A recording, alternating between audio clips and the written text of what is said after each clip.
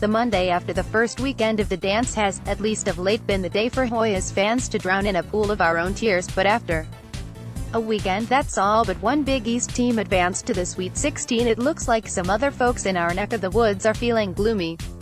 On the micro level, so disappointing, heartbreaking, I literally pondered calling in sick to work today. On the macro, evaluating a conference on postseason results is a fool's errand.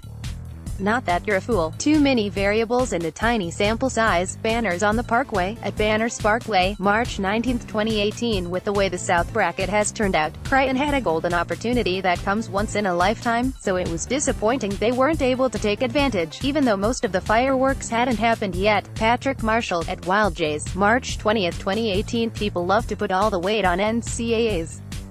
Don't agree. That said, league needs to do X% better than others to continue to cement status. And one team in S16 is still major disappointment any way you slice. Chris McManus, at Chris Shoe Hoops, March 19, 2018. Though my first instinct was to tweet back "Cry me a river" at all these cats, instead I'll offer the below thoughts. First, the first or second round losses by the Big East teams really don't matter. This tournament has been batshit crazy, and when it's all said and done, the things people will remember will be the UMBC win, the Sister Jean, Loyola Chicago run, and whoever ultimately wins. Come April, no one is going to even think about the fact that Ed Cooley is now 1-5 in the NCAA tournament, that Seton Hall's vaunted senior class really didn't accomplish all that much nationally, the mediocrity of Creighton and Butler, or whether Xavier wasn't really good enough to deserve a 1 seed to begin with.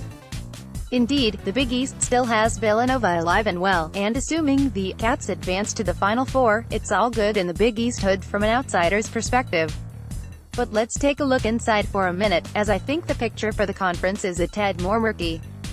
Let's go team by team, in order of this season's finish. Xavier. Losing as a 1 seed in the second round is one thing, but losing its best players in Trevin Blewett and J.P. Macura and potentially head coach Chris Mack to Louisville, and all of a sudden you've got a program in a potential rebuilding mode. I have no idea which recruits are coming in. Would they follow Mack out the door? But regardless, it seems like suddenly the Muskies are going to have large shoes to fill all over the place. Trend down. To Villanova, the Big East torchbearer continues to do the conference a favor by winning, and thank goodness for the coaching genius of foppish dandy Jay Wright. Losing Jalen Brunson and Mikal Bridges to the NBA will be tough to overcome, but the Cats have plenty of firepower coming in and should be ready to contend again as soon as next season. Trend, steady 3.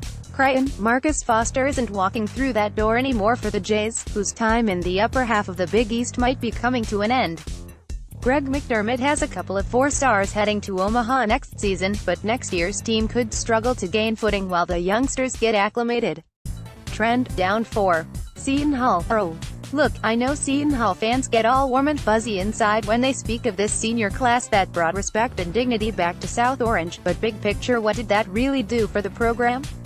The Big East tournament win was cool thanks to Isaiah Whitehead, but did the school take advantage of it on the recruiting trail?